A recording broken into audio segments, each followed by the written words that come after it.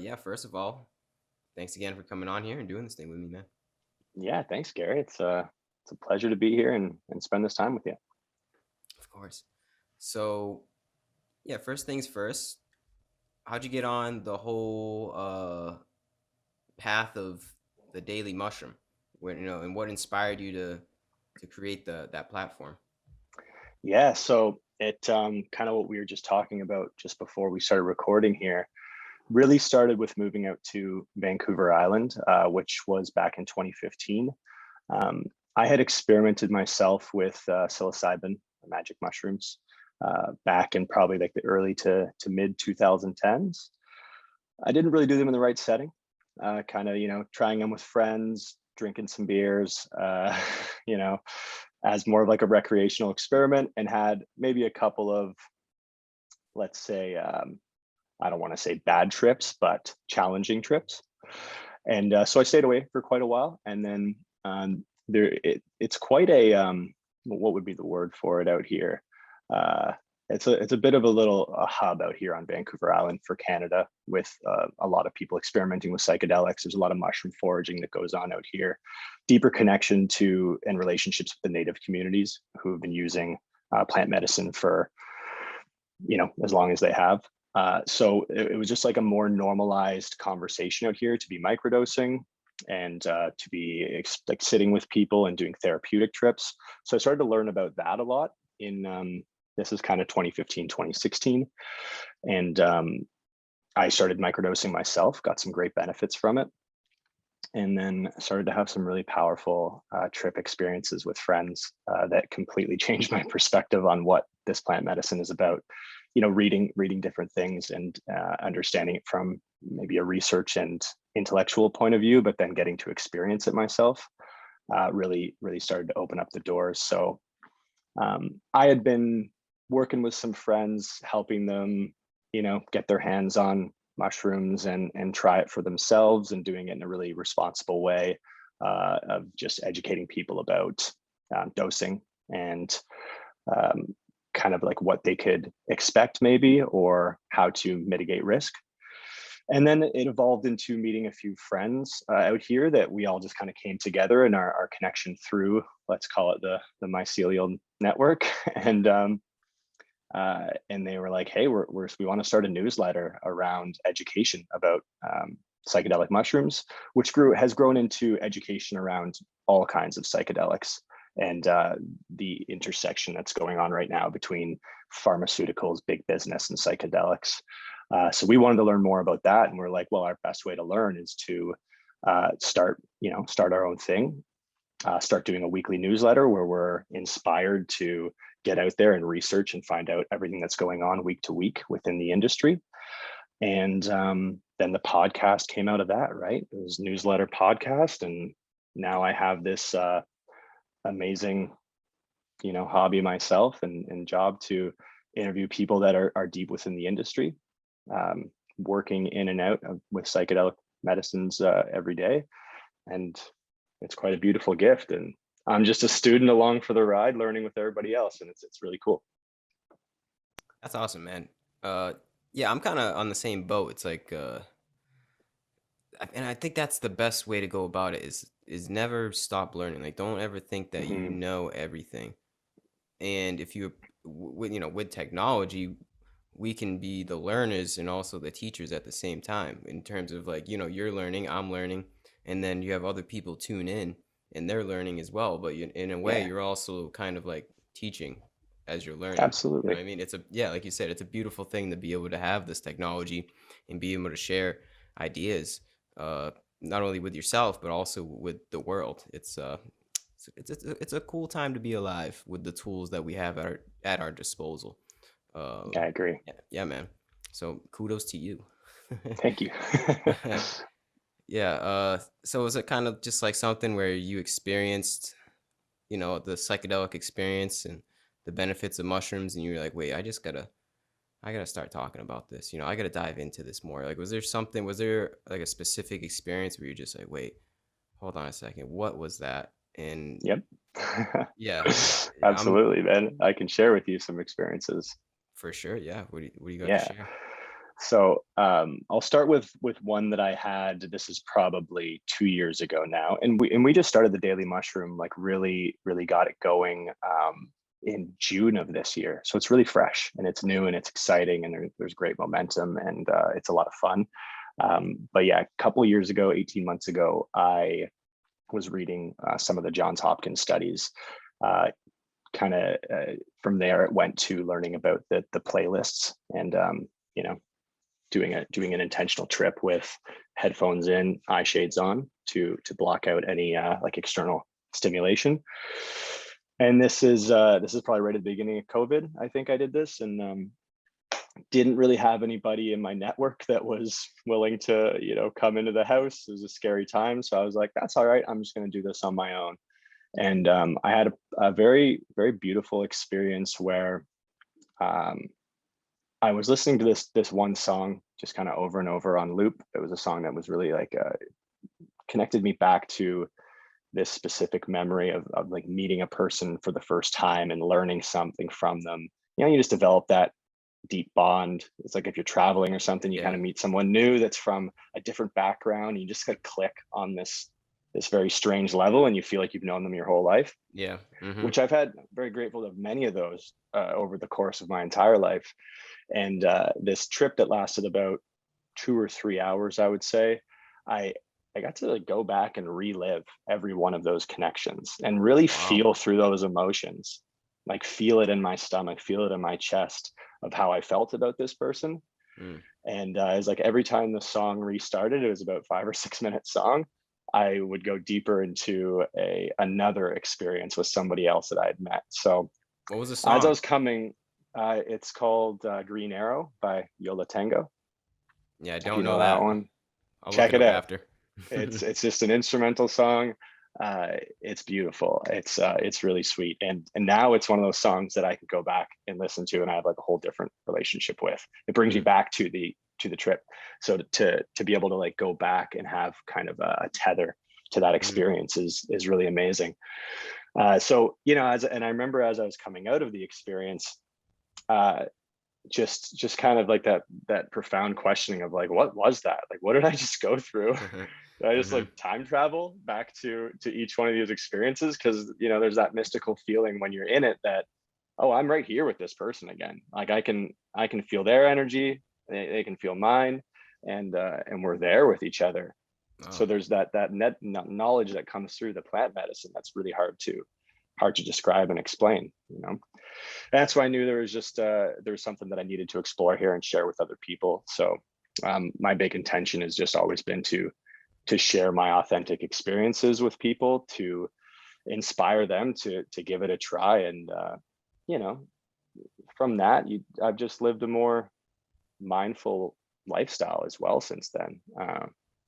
It's made me better with my breath work practice. It's made me take my meditation practice to a bit of a deeper level, and just have kind of more awareness around my feeling self, which has been a challenge for me in my life to connect to the feeling side. I'm a very analytical person, Mhm. so to feel that shift of kind of feeling sensations rise up in my body, and understanding what they're trying to tell me, and not to just like suppress them and push them down, which I probably did for the first 30 years of my life. So Yeah, yeah. that's awesome, man. And I've heard that from a lot of other people where it connects us with our emotions and our more of our intuition and like a side of us that we're not really told to connect with. We're not taught to Mm, connect with when we're a kid. We're not really, especially as men, we're not right. really they don't, men don't cry type of thing. It's just like Yeah. we're not really in tune with our emotions and we are almost in a way indirectly told or kind of like just from our society told to not even recognize them like they don't hold any legitimacy in our being Hmm. but what they do once you recognize that they do and they mean something and they're kind of like their own messenger in themselves like once you can kind of get in tune with your own emotions you can kind of Yeah. see what they mean and it's hard to explain but if you know and Yes. yeah uh, a lot of other people have told me that that mushrooms have allowed them to open up to that other side of them, and it's very interesting how they do that. I don't know if it has something to do with the chakras and get you more in tune with your heart chakra or Mm. your third or something. It just does something. It opens up Yeah. another layer of your brain and your being that um wasn't able to be tapped into before, or at least there's the potential for that. Not always, but there's definitely the Yeah. potential for that. And Yeah. yeah, man, it's a beautiful thing. That's why they're called magic mushrooms, because they do they work magic for us. So not even just mushrooms, anything, anything that allows us to tap in more to what our being is. It doesn't have to be Yeah. mushrooms. It could be any kind of other psychedelic or yoga or meditation itself. But there's just other ways to tap in, is what I'm saying. And there's Yeah. way more than what we're told, uh, for how we interpret ourselves. Yeah. There's a lot going on in the subconscious that we don't understand yet. And, we might not ever fully understand. And that's kind of a fun idea as well, because then we get to kind of play in the curiosity there. Mm, Everybody's individual human experience is radically different. I have no idea what it's like to be behind your eyes and the way that you see the world, right? So we all can have similar experiences, but there's these nuances to our individual experiences that are very special, right? yeah. Where it's everything that's happened in your life, the way that you've perceived things. And then the medicine kind of helps you break that down and interpret it and connect to it in your own Yeah. way, Mhm. which is just it's the coolest thing and it's such a gift. And that's why I've become so passionate about it. I have one other experience that I had about 12 days ago that I'd love to share as well. Please do. Okay. Yeah, so this was my first time working with a counselor that's been a psychedelic therapist for about 8 years, and he sat with over 100 people and helped them through their own psychedelic therapy journeys. And so we worked together for a couple months, did some counseling sessions, worked on preparation and intention of what I wanted to explore with a psilocybin journey. And my mother passed away. This is back in 2012, and I've been always processing and working on a lot of guilt, shame, remorse around that experience. It was quick. She passed away in about 3.5 months from a aggressive cancer diagnosis. Mhm. So it was very jarring to just like have her be this healthy, amazing woman, and then just watching her kind of degrade over a few months and go through a lot of suffering and pain, and Mm. then she was just gone, right? So um, I wanted to connect back to why I felt shut off since that event from my emotions, and how I have trouble connecting with other people. So that was kind of the intention that we worked on. And the day that we did the therapeutic session, it just so happened that like the way that I set up the room, and my counselor didn't set up the room, and I wasn't intentionally thinking about it, but the way that I placed the mattress and the way that I kind of set things up is that the only place for my guide to sit with me was on my right side, with his right hand holding my right hand. And so as I'm dropping down into the experience, I realized that this is how I spent the last 2 hours of my mother's life with her in the hospital, Wow. with my right hand holding her right hand on the right side. Mm. And as I'm kind of like dropping into these deeper levels of my subconscious with the medicine, and losing sense of my physical self, I'm still having these kind of realization that like, yeah, I think I'm in a role reversal here, Oh, where damn. now I'm the one, right, that's leaving my body, going to a different place, and I'm experiencing, what my mother went through in those past couple of hours, or Yeah. those last couple of hours. And I, to think back to that day, I remember holding her hand, and just trying to get her to squeeze back, and talking to her, saying things like, I love you, like, you can go now, it's okay, we're all here, we love you. And and to be able to feel the love and peace and connection as I'm dropping into these depths of every person I've ever met in my life, all Mhm. feeling that love and connection turned up to a level that I didn't know existed, and just feel like peace and calm, and no discomfort, no stress. It was just perfect. And to connect with that and see that, oh, this is what she was going through. She wasn't suffering. She wasn't in pain anymore, and she could hear me, because my guide would hum, and even though he heard it sounded like he was a million miles away and I was in a well somewhere, there was this connection to the physical world that I could still sense Mm, while I was outside of my body. And mhm. so it's this weird thing to say, but it's like a knowledge now that that's what she was experiencing. And I've connected back to my not knowing what happened, and feeling like I should have said more to her that she could hear, Uh, that she did hear me, mhm. and she was still there, because the nurses would come in, and she still has a pulse, keep talking to her. And I just remember being like, but her hand's cold and she can't squeeze back. So like in my mind at that time, I was like, she's not here, she's gone.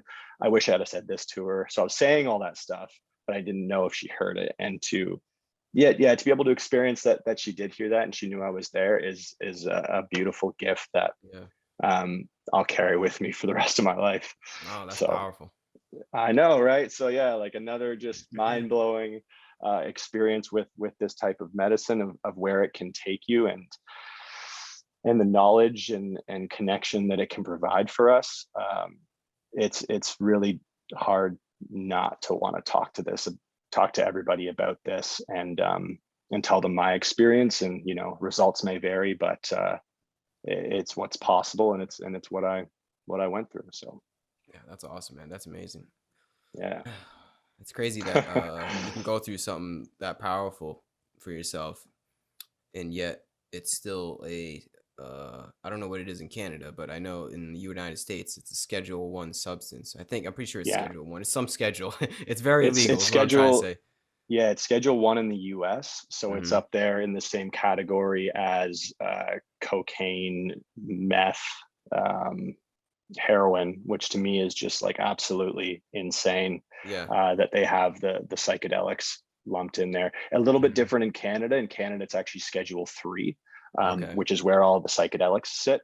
And Schedule 3 is it's a bit of a murky zone, because in some cases you can use some of the Schedule 3 substances. For example, ketamine. You can use ketamine, which is still Schedule 3 in Canada, with a licensed psychotherapist, and Mm. they could administer it to you. Or if you're in shock at the hospital, they'll administer ketamine to you. But psilocybin's in this gray area of the Schedule 3 process, where a lot of people have been getting exemptions to use it in the Hmm. past year for therapy, mostly end of life cancer patients that are experiencing end of life anxiety. I think there's been about 50 exemptions to date. And one really cool thing that's happening right now in Canada, like this is real time happening right now. I think it's going on until about mid-December. For the first time ever in North America, well, I guess in North America, but specifically in Canada, there is a group psilocybin therapy session going on over the course of about 6 weeks. Oh. So they'll do group work, and then they'll have a day where they actually do a psilocybin therapeutic journey, and it's 9 end of life cancer patients that are dealing with the stress and anxiety of facing their own mortality, and they're in a workshop together. And that's the Wow. first time that's ever been able to happen legally. And Health Canada gave these exemptions to these 9 people. So first legal group psilocybin trip That's happening right crazy. now, about an hour from my house. So that's Oh, also you're very saying like cool. literally as we speak? Yeah. Like it's a 6 week Wow. 6 week group therapy workshop that they're doing. So they've the psilocybin exemptions that have happened in the past year that I was referring to have been all one-on-one, one patient, a couple of guides, and they talk to Health Canada. They get the person the exemption, and then it's just that person doing similar to the way that I did mine, um, just sitting with one guide. So it's kind of a one-on-one experience. But the one that's happening right now, yeah, that's the first group therapy psilocybin journey Mm. workshop that's happening. So Wow. very That's cool. cool. That's I mean about Vancouver Island being a bit of a hub and kind of like ground zero in in Canada here for a lot of psychedelic studies and experimentation and therapy and research. It's a great spot to be. That's cool, man. Yeah. It's just the beginning too. Hmm. Yeah, the beginning of this next big wave. right? It's Yeah. like there's a lot of people that work on this stuff underground, and I've had the fortunate gift of meeting some of those people that have been working in underground therapy for the last 20, 25 years out here on the island, and there's a massive community around it, and it's very tight knit. Everybody knows each other. There's a lot of love and respect and free flowing exchange of ideas and support, and it's beautiful to see how many people are have just been working on this nonstop, even though it's been in this gray space. And Hmm. now you got 70 publicly traded companies that are working on like setting up psychedelic therapy clinics, Yep. or they're creating their own derivatives of psychedelics to supply to these these various clinical trials that are going on all over the place. And so now there's a bunch of money being pumped into the system, and the veil's getting lifted a little bit. So a lot of these people are stepping out and popping their heads up for the first time and talking about what they've been up to. Because I think like the writing's on the wall that we've got this massive mental health crisis that we're Yeah. dealing with, opioid crisis that we're dealing with, treatment resistant depression that we're dealing with. So there's just a huge shift going on, and it's amazing to watch it all unfold. Yeah, man. This is the beginning. It's kind of cool to be able to witness it and also partake in the beginning of a revolution, Yeah, just man. it's a beautiful thing to be able to be the change and see the change at the same time. And the cat's out of the bag now because there's no going Yeah, back. We totally. all know, we all know like how beneficial it is, even though we're still living under the guise of the drug war. It's Yep. it's it's inevitable at this point where the world's gonna go in terms of how this is gonna be incorporated into our mental health industry. Yeah, and in the United States, I know, like, I'm talking about a lot of stuff that's happening in Canada right now. But one thing that the United States has that's very interesting and different from Canada is you guys have entire cities that are decriminalizing psychedelics. Mm-hmm. Canada is still kind of under this one big blanket where no specific area has done anything different. But to see, a couple different places in California and in Colorado, in Oregon, say that like we've completely decriminalized all psychedelics is a huge move, Yeah. and that's so cool to see. And now people, I just had a guy on our podcast the other day, and they have a ketamine group therapy trips that you can go out to Oregon and do, because it's now legal there for anybody to just go and Mm-hmm. engage in one of these experiences. Yeah. I love it, man. It's great. So, you know, shout out to all those cities that are making huge moves in the U.S. Seriously. To push this through and just take the risk and say, this is important and we need to do it. Yeah. More than just what it's a cool that they're actually doing it. It's a statement to the world, Totally. you know? It's like, Yeah. if you have 60-year-old grandma see in the newspaper that I think was it Seattle was the city that did it. We'll say I think Yeah. I believe Seattle. Seattle's done it. And then there's another spot. I can't remember the exact cities, but Yeah, yeah, so there's what another I'm one saying, in if Oregon. Yeah. people that lived through the drug war Oh yeah. see this and see that it's not like, it's not anything evil like they were told back in the day, and there actually are people that use it for a legitimate purpose. It wakes people up to like and think about it a little bit. They're like, oh wait a second, maybe I'm wrong about those mushrooms. Hmm. So yeah, Yeah. it's I think it's just gonna be like, and it already is. I think it's gonna be like a snowball effect, but it's gonna be exponential. Like this is just like I said, this is where we're talking right now. December 1st, 2021. This is just the beginning. Like this is just the Hmm. start. Where it's getting like this, but eventually it's gonna be like this. It's just all of Yeah. a Yeah. sudden you're just gonna see states just legalize here, like every other day. Not literally, but just there's going to be. It's just going to be like a snowball effect. And Yeah. yeah, I can't wait. I hope, because it's just every day that goes by is another day where this is legitimate medicine that is being kept from people that are suffering, and they Hmm. don't have the ability to or the know-how to acquire it. And it sucks, man. It sucks to still live in that world, because I know there's a lot of people personally in my life that I think could probably benefit from it, but they just don't want to open themselves to the idea of it because they live in the world of it's bad. It's those drugs are bad. Hmm. Just say no. And Right. it's not like that, man. These are legitimate medicines where that can help us. And yeah, man, it's definitely the world is changing, but sometimes I'm like, is it changing fast enough? You know, I don't know. Yeah, it works at its own pace, right?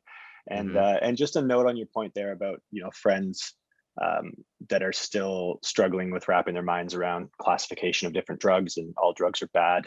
Uh, One thing I would say about psychedelics, of what I've learned from my own spirit experiences and talking with other people, is that it's very important to feel safe when you are going to engage with psychedelics. Hmm. And if you don't feel safe, that's where a lot of people have these challenging or bad trips, right? So Yeah. anybody listening out there, if you're still feeling that there's a resistance to it, just keep learning, take your time. There's no rush to do these things, and it's important to know that stigma is kind of, you've moved past it when you are going to experiment with stuff, because it's a pretty deep psychological shift that goes on, and you're going to go to some, places that you didn't know exist. So to do it with people that you really love, that you really trust and care about, and can feel that connection with, set and setting, it's all very important. For sure, man. Knowledge is power. Yeah, that's it. So, what is this the shift? Did you have like a shift in your being or viewpoint or perspective from doing these? Like, do you have a different outlook on the world now? Yeah, I to say I have a different outlook might be a bit of a bold statement, but I think the biggest thing that I received from my couple of experiences that I've done is, again, it's working with my guide too, and now we're in the integration process. So my most recent big trip was about 10 days ago, and the integration process is him kind of, helping me piece together this knowledge now that I've been given, or this experience that I've had the gift to go through.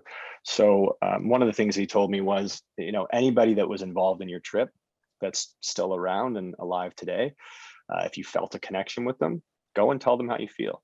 Mm, And a huge shift for me is that I realized through that trip that I'm actually kind of afraid to tell people how I really feel about them.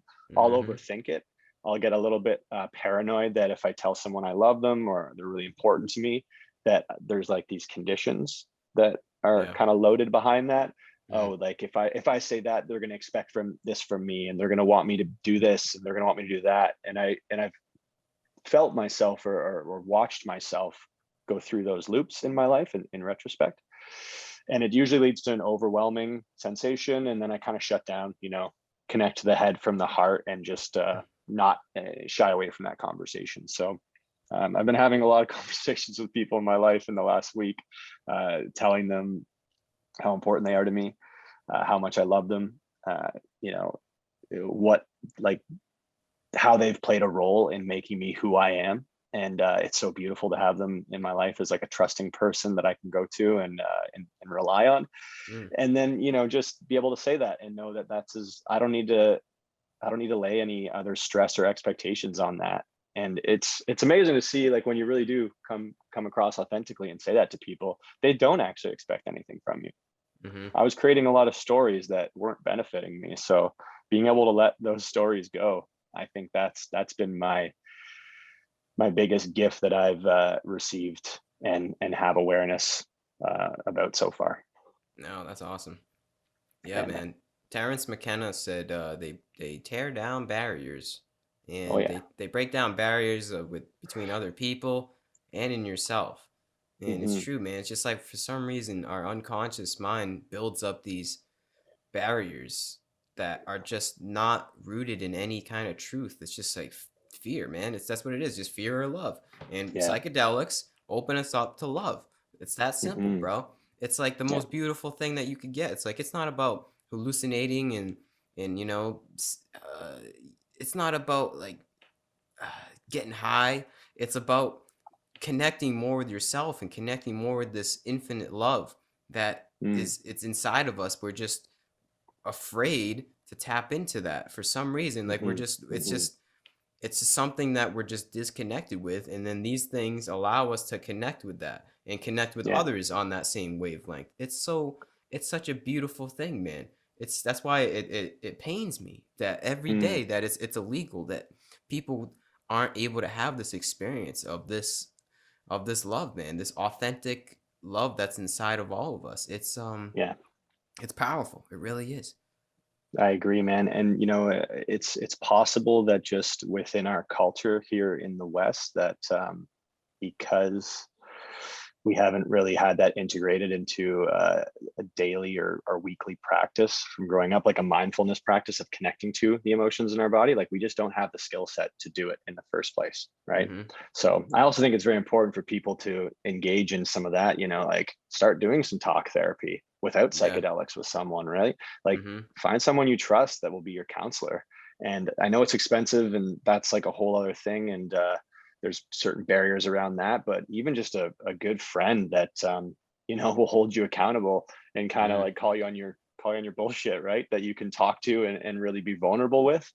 And that helps you get to a little bit of a deeper place. And then psychedelics can just like, once you kind of hit a level where you're like, cool, I think I have a good handle on my psyche, and I know a bit about my traumas and my experiences, then psychedelics can really blast you through that door to feeling them again, and like feeling through them Hmm. after it's been experienced from a let's call it an intellectual standpoint. So again, that's just my opinion on my experience, but I think it's been a good process for that. And at the very least, I hope what comes out of this is just a larger mental health conversation, right? Yeah. And that's where I think it's going to be slow, right? Like you said, it's not happening fast enough. But to me, as long as more people are willing to open up and be vulnerable with each other and engage in the idea of thinking about how our feelings are affecting us, or how the tension and the stress in our body is holding on to these stories, then that's the step in the right direction. That's positive forward momentum. Yeah, for sure. Yeah. Uh, I mean, what, how did it affect your views on your own mortality? Oh, it's something I've thought about a lot in the past 10 years since my mom passed. Losing my roots to the earth, that's the person who brought me into this world. And I felt a little bit untethered, I guess would be a good word, after losing her. So um, death was a little bit scary, and also not scary at the same time, like because I had lost the person that meant the most to me. Mm-hmm. It was almost like, well, everything is upside from here. Like, there was that thought in my mind too, right? It's Can't like get any worse. yeah, I can't lose anybody, aside from losing my dad or my sister. Hmm. But like the mom, like that's the big one there. The mother connection is so powerful when you really like feel it, right? Yeah. There's a different, like we had a different thing where it was almost like a telekinetic link that I had with my mom, right? Hmm. And it makes sense. Like, I grew inside of her body for 9 months. The first 9 months of my existence were pretty tightly connected with her, and I spent the first few years with her. So there's a deep bond there. Um, but I would say, after going through this most recent experience 10 days ago, and me being downloaded with some knowledge of where you're going to go when you're on your way out or transitioning to the other dimension, wherever we go, wherever that is, it was pretty calm and peaceful and perfect, and I felt incredible. Yeah. So if that's what's going to happen, it's not that scary, and especially if we're going to go to a place that I can feel the love and connection of everybody that I've ever known at the same time. It's yeah, there's nothing really to be afraid of there. So, Hmm. and I think that helps with having those, in conversations with people, right? Go tell people how you really feel about them, because I might not be able to one day. So just to be able to say that, be like, I want to be able to say this to you the way that I wished I had been able to say it to my mom when she was still alive, instead of saying it, in those last few minutes in a Yeah. really authentic, raw manner. I Hmm. don't I don't want to have to sit beside, my best friend as he's passing away and tell him all the things I've ever wanted to tell him. Yep. Why don't I just tell him right now? So it's like having a better relationship and perspective with death, uh, to understand that it's really important to have those conversations with people while we're still here. Yeah. Well, Yeah.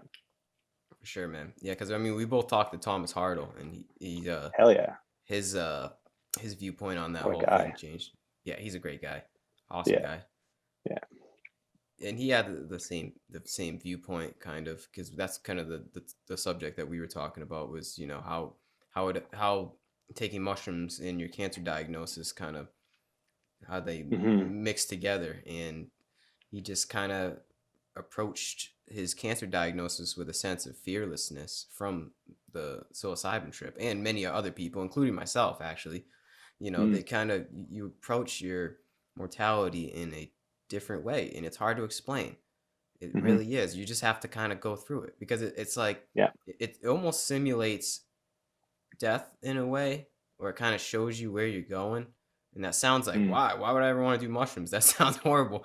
But it's Yeah. it's it's not really like that, man. It kind of, because it gives you a sense of comfort in your own death, uh kind of like a It makes it less scary, right? less To scary. have Yeah. a near death experience with psychedelics, because that's what I feel like mine was. It was a bit of a near death experience in the sense Mm-hmm. that I felt like I was completely gone from my body.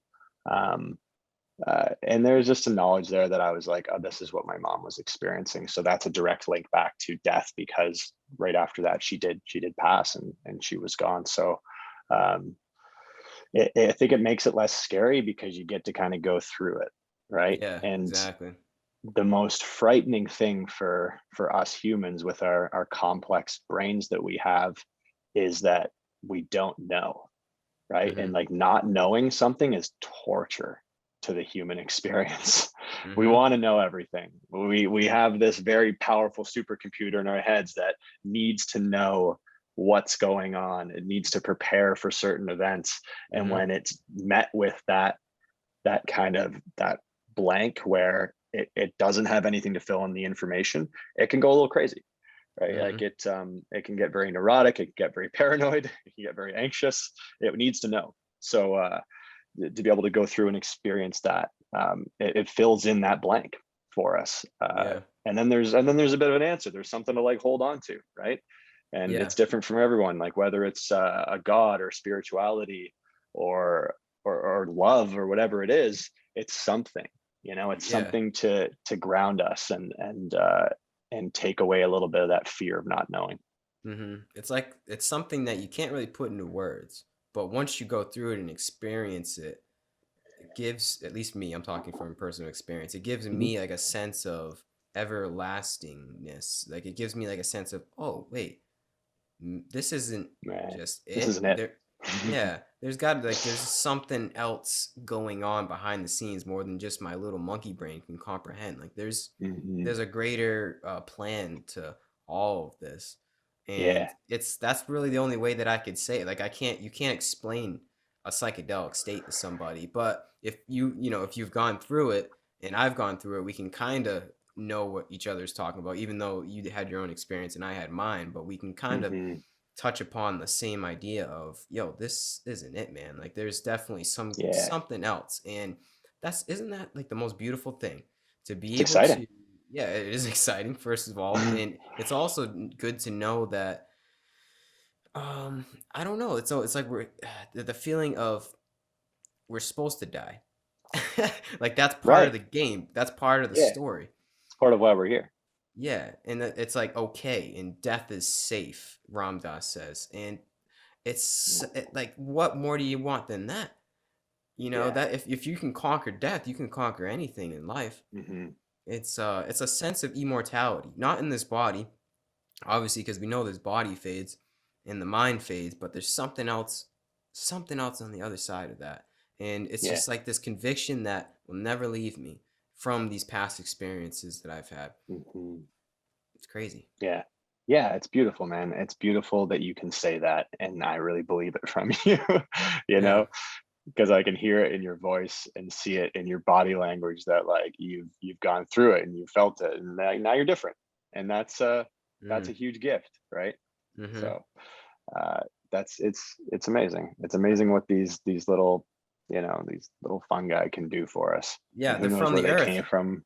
They're from the Earth. A lot of people think that they've been showed up on an asteroid and they're teaching us intelligence about, the cosmos. And maybe, maybe that's the connection to this whole thing, the Mm, mycelial network or these different psychedelic compounds. I had a guy on the podcast recently that's a retired 15-year combat vet, and he started doing some pretty heavy therapy with DMT. mhm, And I don't know, if I've never experienced DMT myself. I've learned a lot about it. I'm curious. But he talked about his experience of, being rocketed into a hyperspace and being at the center of the universe. And what he says that he learned is something I won't be able to comprehend unless I go and do it myself, right?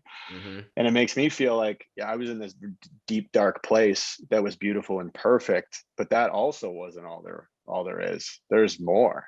Mm, It's like I kind of just I went to this little place where I got a glimpse of what's on the other side of my experience in the third dimension here. But mhm. there's so much more to explore and to learn about, what's going on in like the collective consciousness, right? Yeah. uh it's I've just scratched the surface. So like, what a cool, curious thing that I get to go and explore with other people for, the Mhm. rest of my life as a human being. Yeah.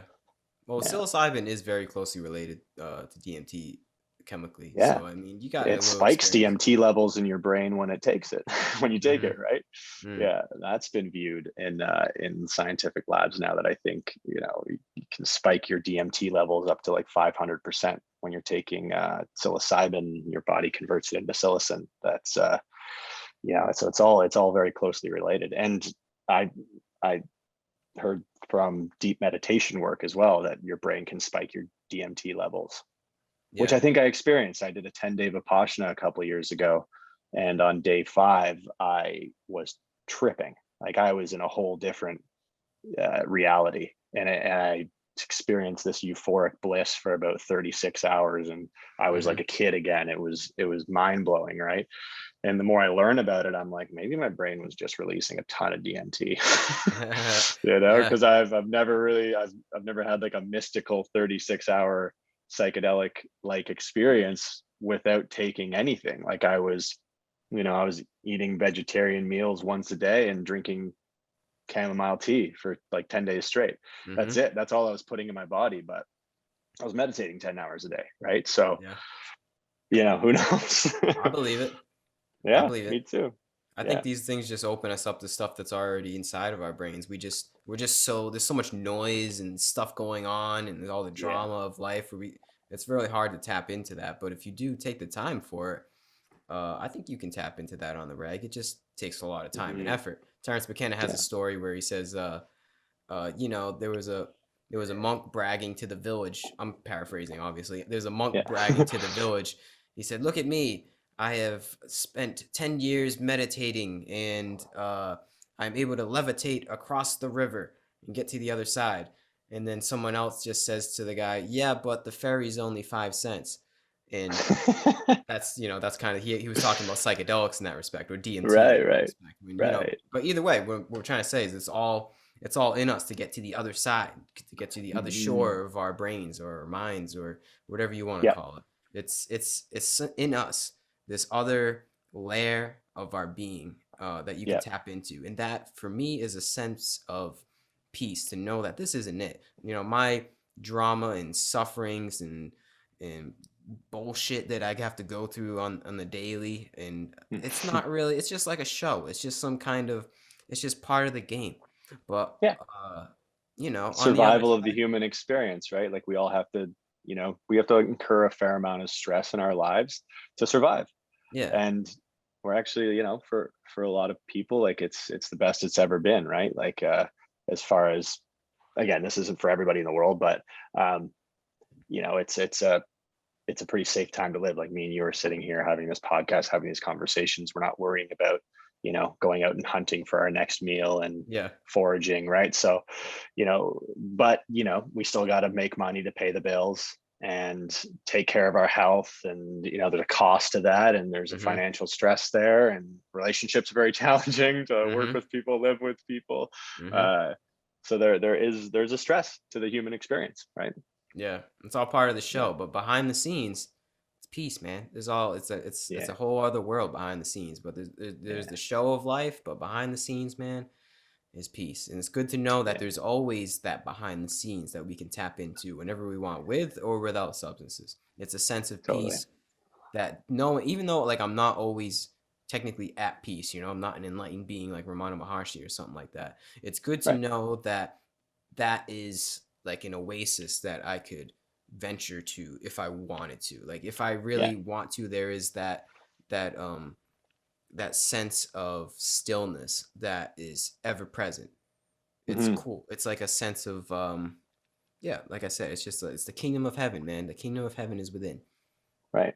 And it's up to you to like put in the work into the practice to remind yourself that you can tap into that within Mm-hmm. yourself. Right. One of the most beautiful things my guide said to me as I was coming out of my experience, and I was just like, man, like what a gift to know that I can take a day off, to sit with this medicine and go to this place where I feel this connection and love to everybody I've ever known in my entire life. Like, what a Yeah. gift that I can go back there. And he was like, yeah, and wouldn't it be incredible if you could just cultivate that within yourself without having to use the medicine? Because he's Mm-hmm. like, it's you're just aware of it now, but like the medicine just helped you kind of get there and connect to it a little bit quicker, right? It helped you shut out the noise, Yeah. but like you did that, and that was a really powerful moment that he shared with me, and it's helped me connect back to that. Is like, right, that happened within my physiology, and the mushrooms were a part of that, but it's not like they created the entire experience, right? Like that very Yeah. much did happen within my own mind. So Mm-hmm. that's a cool thing to connect back to as well. Mm-hmm. Just like everything you were saying, it's inside of us. Yeah. Yeah, I guess that's the goal. If there's one thing you want to get from psychedelics is to know, putting it simply, it's this. I guess if I could explain to somebody, it's they show you a different way to view your life, and then from there, that's the start of the journey. Then Mhm. you walk the path of living that different lifestyle from your different perspective, and that's when the fun starts, I guess. That's when you can truly start to tap in and do the work. But it's all up to us, like you said, man. It's nobody else is gonna do it for you. That's the thing.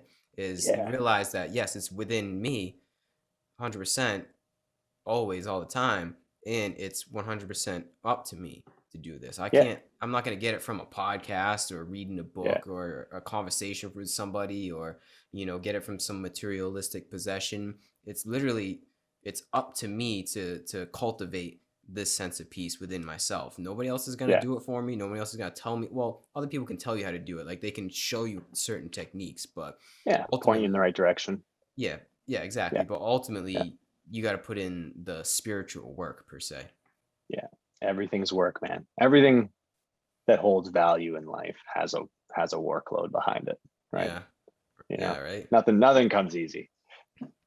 I think. Well, nothing good comes easy. It's all work, and it's Yeah, discipline and it's commitment. It's all those things, right? And that's where like the fruit is, yeah, is right. behind that work and discipline. Yeah.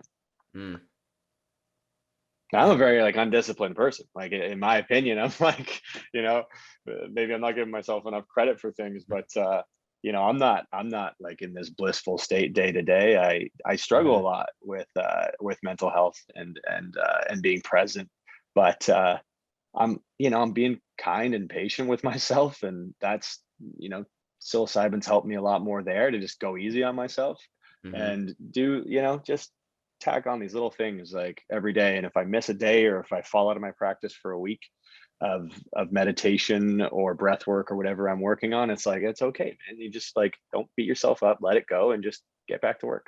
Hmm. You Yeah, know, because you always know that's you can get back on the saddle, right?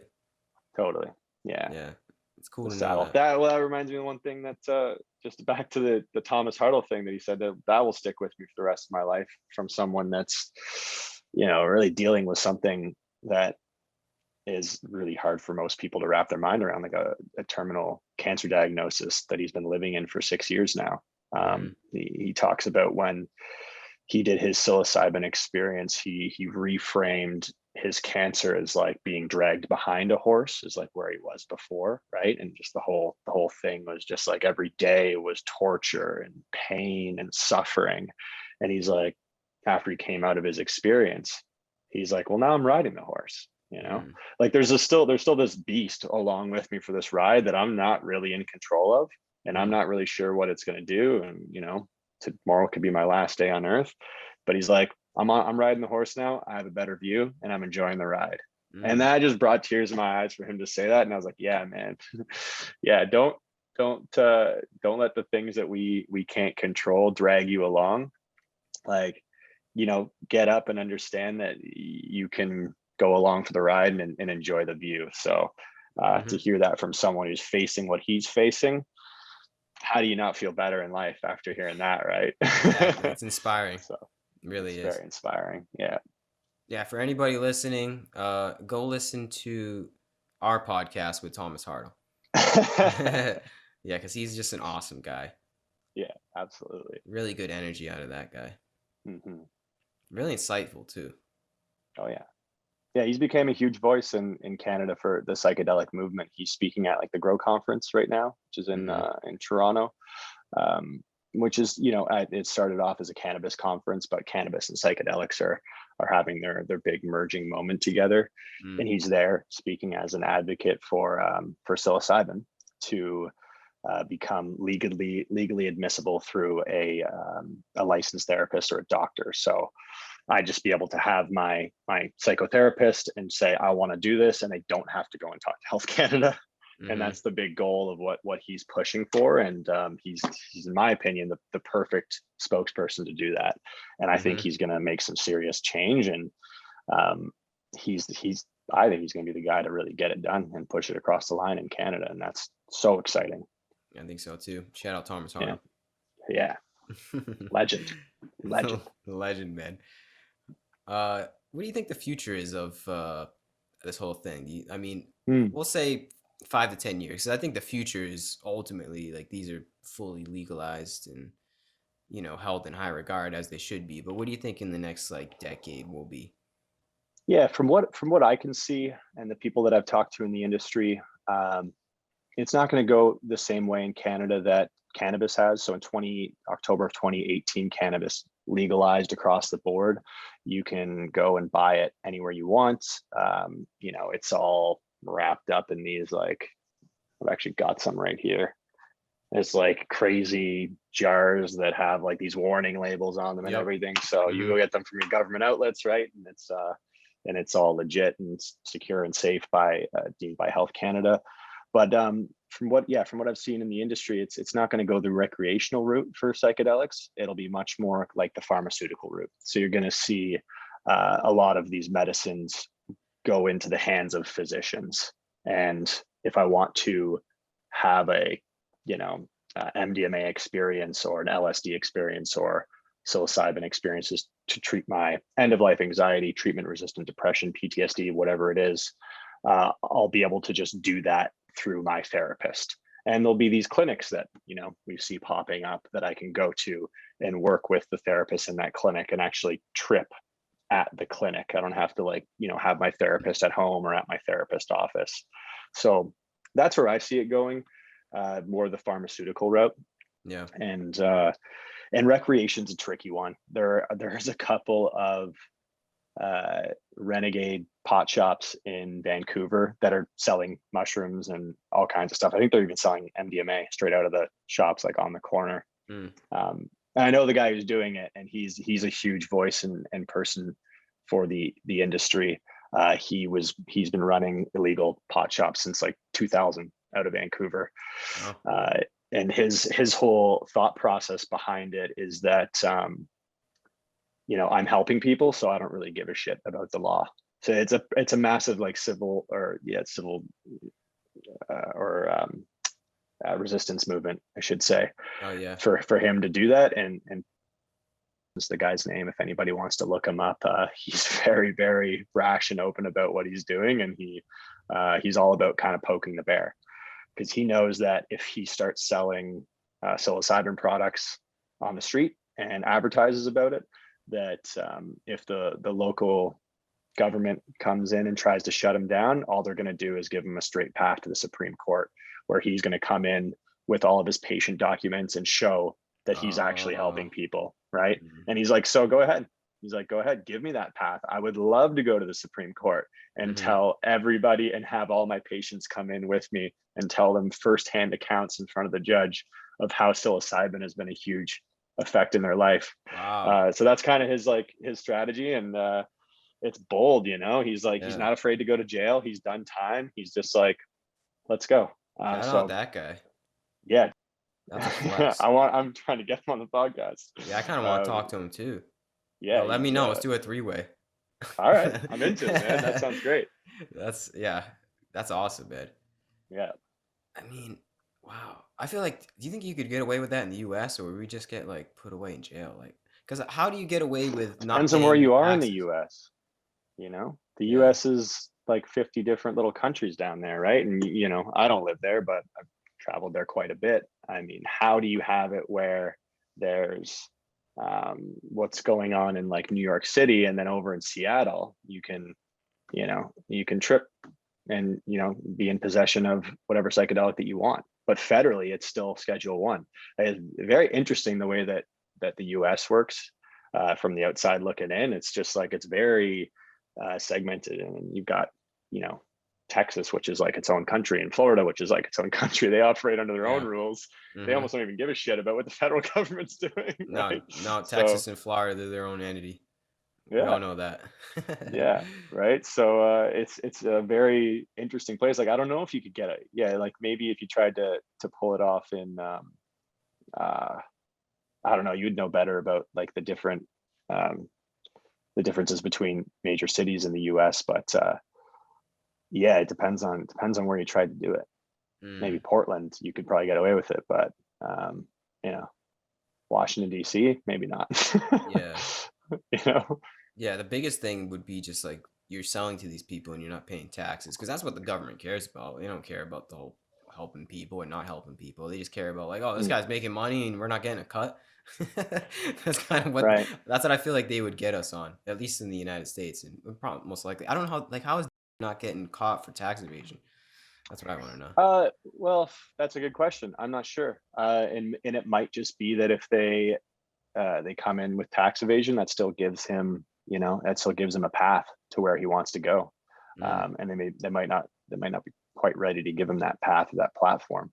Um, mm. or maybe he's because he's a pot shop and pot's legal, he's just putting it all in the books, and he's reporting it Oh, legit, yeah, right? Like yeah. it's not like a Well, cash operation. Like you go into any pot shop here in BC, in British Columbia here, and pay with your credit card, and it's I see. it's Yeah, not like you're in there just doing cash transactions. So they're makes legit sense. above board businesses. He just happens to be, he's paying his rent, and he's paying his dues, but he's just selling some stuff that's currently illegal. Mm-hmm. I don't want Yeah, to blow up his spot too much. yeah, yeah. So that's how it Yeah. works.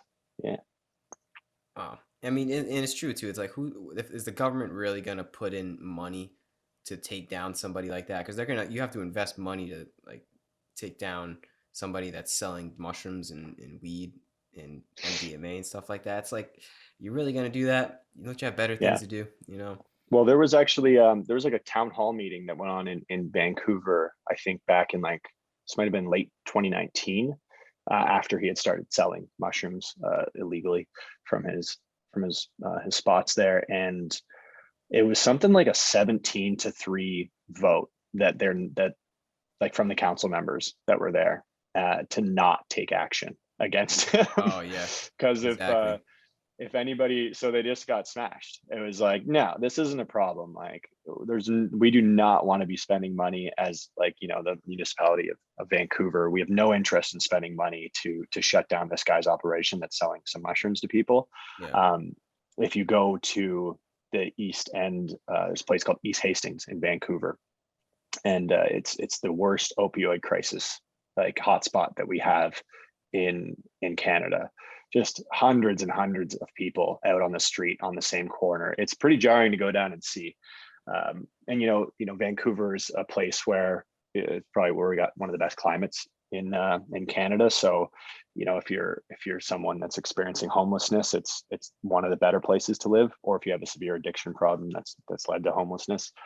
So for Vancouver say, no, we're not doing this, we're not taking action on this, because they also understand that psychedelics used in the right setting can have a profound effect with people Mm-hmm. experiencing addiction and help them get back on their feet. There's an amazing documentary called Dosed, if anybody wants to watch. It follows one woman's journey through recovering from her opioid addiction using psilocybin and ibogaine therapy. That's actually based in Vancouver, and she lived within this community. So I highly recommend anybody that's interested to watch that. Mm-hmm. But yeah, I mean, like, it's just crazy. It's like we're not going to shut someone down who's administering people the medicine that could solve like our biggest problem that we have in our city. Yeah. And it's really cool to see the council members get that Yeah. and understand what's going on. It's great. So there are people in positions of power here in Canada that are just like not having it. They don't have Mm-hmm. any interest in shutting down the psychedelic movement. They want it Yeah. to grow. They want it to flourish. Yeah. Yeah. Like you said, we're living in this weird time of like it's a gray area where it's still legal, but the cat's out of the bag. It's it's a very strange time, that's for sure. Yeah. Because it's not they're not hurting anybody. We all know that. Well, I don't know if we all know that, but the majority of people are waking up to the fact that these things aren't hurting anybody. You can't overdose on mushrooms or LSD or Yeah. cannabis. It's just you need an enormous amount. So there's no um, hard facts. There's no like analytics of deaths from these substances. No, You can't no, attribute it to any kind of like harm no. from any of these substances. So yeah, it's hard to pinpoint. So it does make sense why that guy is able to get away with it. It really does, Yeah. because he is not doing anything wrong. Like legitimately, he's actually Hmm. not doing anything wrong. It's just in this fake law that we have, it says he's doing something wrong. But in Right. God's law, if you want to say, he's not doing anything wrong. Like he's actually doing the world a service. So Hmm. it's hard to say he's the bad guy and put in time and effort into taking somebody down like that. Totally. 100%. And he's all for responsible use of psychedelics too, right? Like he wants there to be access for people to have access to work with, licensed, experienced counselors. He talks about that regularly. So he's like, if this isn't going to happen, then like I'll start doing this. I'll start selling it recreationally, Mm-hmm. so that we can push towards that goal. Because he's like, I'm all for responsible use. Just like let's make it happen. Like, what are we still doing here, guys? Yeah, exactly. So What are we yeah. still doing? Hmm. What are we still doing? We all have a part to play. I think anybody who has experienced this and can, feels what we feel from this conversation, they're like, yeah, these guys are on something, or like they know what we're talking about, right? Anybody that has been through this experience, I think has almost, I'm not telling anybody what to do, but I think we Yeah. all have an obligation personally to at least talk about it a little bit, maybe with the people in your life. You don't have to go and start a podcast or a newsletter like you Hmm. have, but at least, open, spark a little bit of inspiration in people that are, maybe going through some shit, mental health problems, and talk about it at least. There's plenty of research online now. I think we all have, I don't know, I feel like it's weird for me to say that we all have an obligation, but I think it's all up to us. It's not, we all, there's power in numbers is what I'm trying to say. So Yeah. if and there's plenty of people all over the world that know the benefits of this. So it's it really is up to us to be the change and to see the change, like we said in the beginning. Like we have to come together and get these things decriminalized, like in the cities in the US and eventually states like in Oregon and eventually the whole country. And Yeah. yeah, it really is like you might not think you matter because you're just one person, but we're all just one person, and together we're a group, and there's power in Yeah. numbers. Like I said, it's all up to us to do this, man, to be the revolution. And it's happening right now as we speak. It's Yeah. happening every day that goes by. Hmm. Change, Is change. there are there any you're in Massachusetts, right? I can't remember the name of the small town you said outside of Boston. It's in Taunton. Taunton. Okay. So is there like a local psychedelic advocacy group that you've found in your area? Not in Taunton, man. It's You should start one. I know I should start one. It's just like a Seriously, man. really, there's one out here called the Victoria VAPS. Like everybody's heard of, well, not everybody, but there's a big organization in the United States called MAPS, the Mm-hmm. Multidisciplinary Association for Psychedelic Studies. And my guide was actually part of starting the Victoria Association for Psychedelic Studies, that was, bred out of University of Victoria out here. And there's a Facebook group with like 1,500 people on it, and there's regular meetups that people go to Mm. talk about their experiences with psychedelics. So the more, like, that's a huge, like, to use, we talked about technology, I think, a little bit before the podcast, and how it can be a great tool for people getting together and organizing.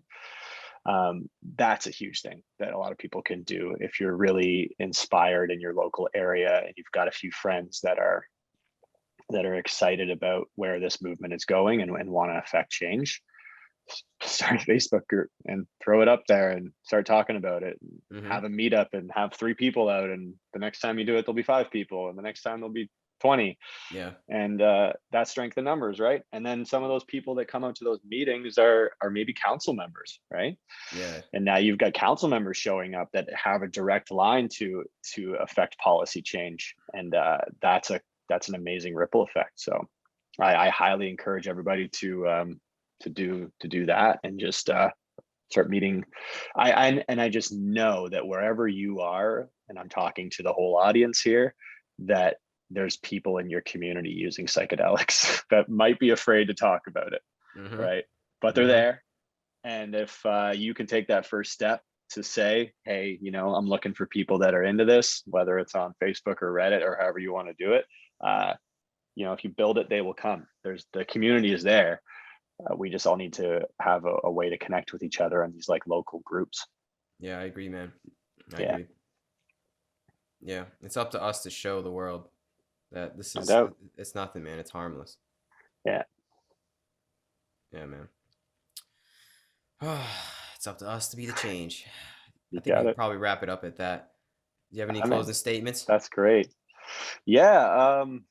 Thanks for having me on. This has been another amazing conversation. I'm like very grateful to have met you, and I appreciate you reached out to me. And yeah, I'm an advocate for the responsible use of psychedelics. There's ways to do them that are very fun and recreational, and there's a deeper power of doing it in a true therapy setting. And take your time with this stuff. Go Mm-hmm. slow, and really be intentional with the process. Yeah. Really think about why you want to do it, what you're looking to get out of it, and respect the plant medicine, because it is a wise teacher. And if you show it respect and you trust it, it's going to show you some pretty incredible, amazing things that could possibly change your life. Amen. Couldn't have said it any better myself. Right on, man. Thank you very much, Brett, for coming on. This was definitely an Awesome, dude. amazing conversation. Yeah. Yeah, nice to meet you, and thank you for anybody that listened. Can I give a shout out to the newsletter Of before course. we go? Yeah. Yeah, so dailymushroom.co if anybody wants to sign up for the newsletter. And podcast is just Daily Mushroom. You can find us on YouTube, Spotify, Apple Podcasts. So hope to continue to share with you and build out our communities together. 100%. I'll put everything down in the Awesome. description. Beautiful. Thanks so much. For sure, man. Peace All right. out. See ya.